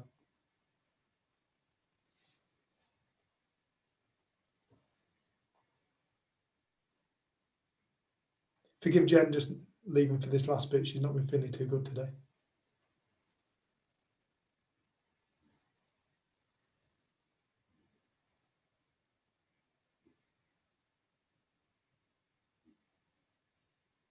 Cool. Well, thank you everybody for coming. Thank you, Dave. Who said that? Flick? Was that you, Flick? Thanks, Flick. Thanks, sweetheart. Thanks for joining. Thank you, darling. Missed you guys. Miss you too. Yeah. Hopefully and see love you. to I think Jen. we'll be doing one next week. So hopefully see you next week. Claire, Mark, do you want to say something? Sorry? You want to say something? No, it's all right. I'm just going to ask you something after. Just stay on after. Yep. Cool. Yeah. Kel, thanks, love. Speak Bye to you tomorrow. all. Thank you. I've got Thank another call you. as well. I've got another call once halfway through yours with another lad, so I'll be there for half of it. I'm just going to pause this, stop the recording. Thanks, everyone.